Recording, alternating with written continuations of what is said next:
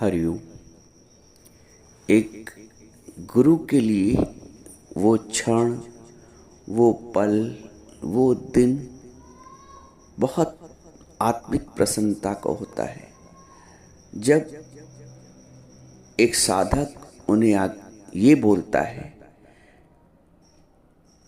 कि गुरुजी, मैं आपके वचनों से तर गई, अर्थात वो अपना आत्मनिश्चय बोलता है। जीवन निश्चय करने के लिए हुआ है, आत्मनिश्चय करने के लिए। तो आज मैं अपने उन साधक से बात करूंगा जिन्होंने अपने आत्मनिश्चय बोला है। और कल का दिन भी बहुत विशेष है। कल मेरे गुरुजी का अवतरण दिवस है। कल हम अपने गुरुजी की महिमा गाएंगे। आज हम उन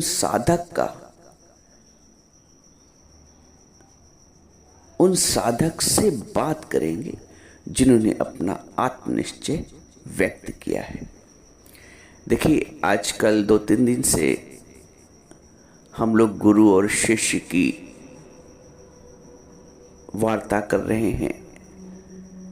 हम समझ रहे हैं कि एक शिष्य कैसा होना चाहिए और एक गुरु कैसा होना चाहिए, आध्यात्मिक अर्थों में, परम आध्यात्मिक अर्थों में। कल मैंने बताया था कि गुरु 4 तरह से तारता है, परसों भी बताया था, और कल उसको और स्पष्ट किया गया है कि गुरु कैसे 4 तरह से निहाल करता है, तारता है। पहले तो वाणी के द्वारा, फिर दृष्टि के द्वारा, फिर अपने संकल्प के द्वारा और स्पर्श के द्वारा, वचनों का स्पर्श। और जैसे कि स्वामी रामकृष्ण परमहंस ने विवेकानंद जी का स्पर्श करके उनको आत्मानुभूति कराई थी, चेतना जागृत कराई थी। तो गुरु 4 तरह से एक साधक का उद्धार करता है, उसको तारता है। फिर बता दे, अपनी वाणी के द्वारा, अपनी दृष्टि के द्वारा, अपने संकल्प के द्वारा और अपने स्पर्श के द्वारा। तो हमारी साधक एक है जो YouTube पे बराबर बड़े भाव से सत्संग सुनती हैं। उन्होंने मुझे लिखा कि गुरुजी, आपने मुझे वचनों से तार दिया, मैं आपके वचनों से तर गई। तो मैं उन साधक से कहना चाहूँगा कि आप यदि ये अनुभव करती हैं कि आप वचनों से तर गए, तो इस भाव को, इस निश्चय को दृढ़ता से बनाए रखिएगा। कैसी भी मानसिक परिस्थिति हो, कैसी भी शारीरिक परिस्थिति हो, कैसी भी सामाजिक और सांसारिक और पारिवारिक परिस्थिति हो, आप अपने इस निश्चय को बनाए रखिएगा। आपका निश्चय आपको शक्ति देगा, आपको आत्मा में स्थित करेगा। भले ही हो सकता है कि आपने थोड़ा जल्दीबाजी में, थोड़ा पूर्व अवस्था में ही ऐसी दृढ़ता का निश्चय कर लिया है, लेकिन कोई बात नहीं, ये तो अच्छी बात है। जनक जी को अष्टावक्र जी बोलते हैं, मुक्त अभिमानी मुक्ताही, बद्धो बद्ध अपमानी अपि। मुक्ति का अभिमान करने वाला भी मुक्त है। तो यदि ऐसा निश्चय हो गया है कि मैं तर गई, तो अपने इस निश्चय को बरकरार रखना। परिस्थितियां आएंगी, मैंने बताया ना, सागर में लहरें आएंगी, लेकिन निश्चय सागर का है कि मैं सागर हूं, तो लहरें को आने दो। लहरें सागर की शान है। तो एक साधक के जीवन में सांसारिक परिस्थितियां रूपी लहरें उसकी शान है। परिस्थितियां नहीं आएंगी तो वो अपना निश्चय कैसे व्यक्त करेगा, कैसे अपने निश्चय में स्थित रहेगा। तो लहरें आना भी शान है। कैसे लहरें आती हैं एक साधक के जीवन में? किसने अपमान कर दिया, किसी ने निंदा कर दी, किसी ने डांट दिया, किसी ने मेरा कहा नहीं माना, किसी ने मेरी अवमानना कर दी, किसी ने मुझसे नहीं पूछा।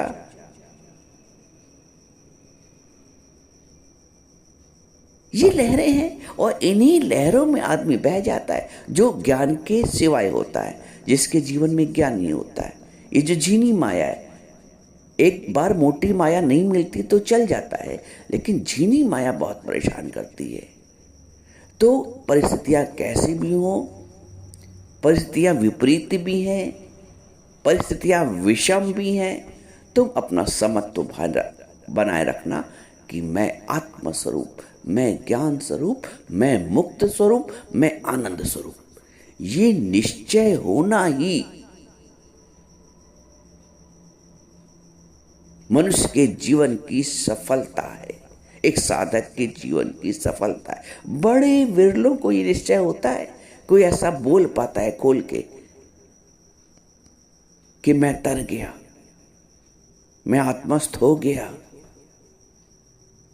ये निश्चय बड़े भाग वाले कर पाते हैं, जिनके लाखों जन्म के पुण्य जागृत होते हैं, वो आत्मनिश्चय को व्यक्त कर पाते हैं। तो यदि आपने ये निश्चय कर लिया है, भले ही परिस्थितियां विपरीत हैं, मन में एक ये भी भाव बना रहता है कि न जाने कब क्या, कोई क्या कह दे, कोई क्या समझे, कोई क्या, लेकिन निश्चय भाव का होता है, निश्चय अंदर का होता है। परिस्थितियां बाहर की होती हैं, निश्चय अंदर का होता है। जैसे आपने अपने नाम का निश्चय कर लिया ना कि मैं फला हूं, अब उस निश्चय को ही सारी ठेस लगती है। तो जैसे झूठ को पक्का कर लिया कि मैं फला हूं, तो वैसे ही गुरु सच को पक्का करा देता है कि मैं आत्मस्वरूप हूं।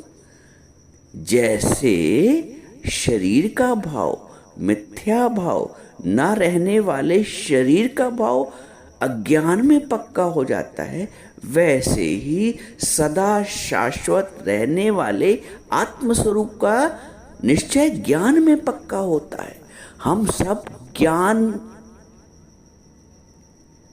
से उत्पन्न हुए हैं, हम सब गुरु के मुख से जन्मे हैं। 2 जन्म होते हैं, मैंने बताया था एक बार। एक तो मां के गर्भ से जन्म होता है और दूसरा एक ब्रह्म ज्ञानी गुरु के मुख से जन्म होता है, उसकी वाणी से जन्म होता है। ये जन्म पवित्र है, ये जन्म प्रभु से एकाकार कराता है, ये जन्म ज्ञान का जन्म है, ये जन्म शुद्ध है, पवित्र है, भाव वाला है, प्रेम वाला है, निश्चय वाला है, करुणा वाला है, सर्वत्र भगवत दृष्टि वाला है। इस जन्म की महिमा अपरंपार है, ऐसी अवस्था की महिमा अपरंपार है।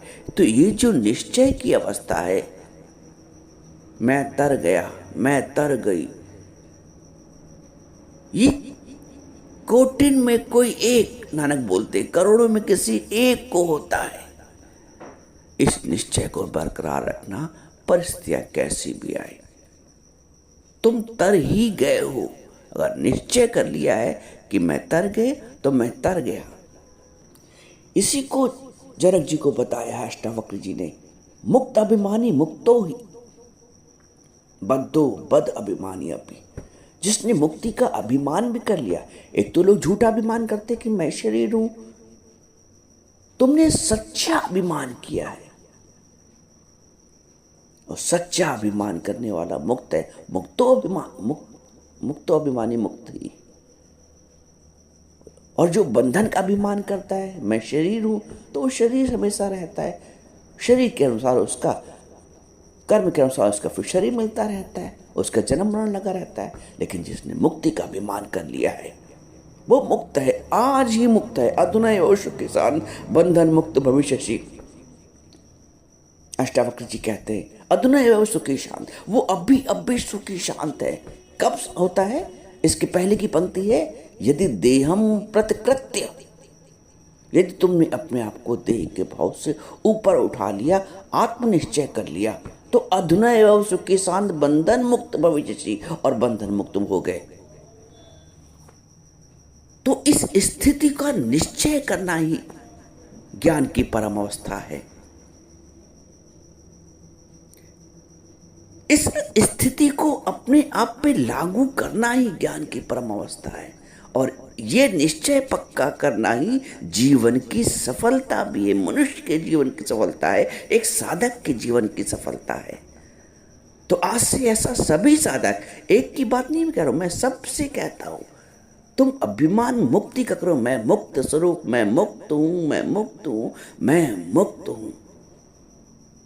मुक्ति का अभिमान करोगे, सच्चा अभिमान करोगे ना, तो झूठे अभिमान से स्वतः ही फारिग हो जाओगे, फ्री हो जाओगे। ये झूठा अभिमान है कि मैं शरीर हूं, मैं पत्नी हूं, मैं पति हूं, मैं बेटा हूं, मैं बेटी हूं, मैं बहू हूं, मैं सास हूं। ये क्षणिक है, कुछ समय के लिए। ना पहले तुम इनकी पत्नी थी, ना आज हो, ना पहले तुम इनकी सास थी, ना आज हो, ना कभी आगे होगी। कुछ समय के लिए ऋण अनुबंध को चुकाने के लिए रिश्ते बने। मूल स्वरूप तो हमारा आत्म स्वरूप है, तत्व स्वरूप है। इस तत्व का निश्चय करना ही मनुष्य जीवन का उद्देश्य है और एक साधक की सफलता है।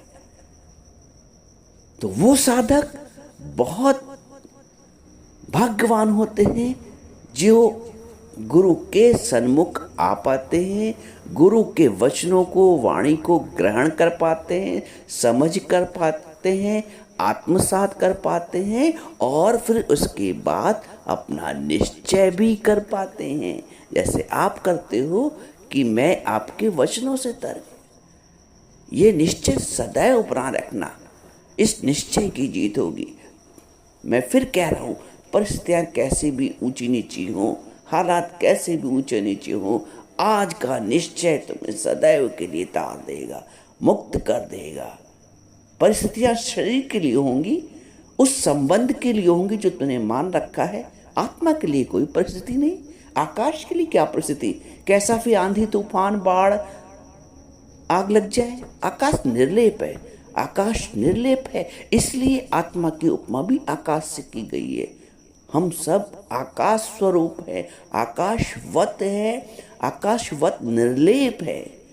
कोई कितना भी दो शब्द सुना जाए, कोई कितना भी ताने दे जाए, कोई कितना भी व्यवहार कर ले, वो व्यवहार आकाशवत आत्मा को थोड़ी स्पर्श कर पाएगा, मुझ आत्मा को थोड़ी स्पर्श कर पाएगा। वो मुझको कहेगा, मेरे शरीर को समझ को दो चार बातें सुनाएगा, या जैसा भी व्यवहार कर रहा है, वो मुझको जानता ही नहीं है। जब मुझको जानता ही नहीं तो कुछ भी कहे। मैं अपने आप को जानती हूं मैं कौन हूं, मैं अपने आप को जानता हूं मैं कौन हूं।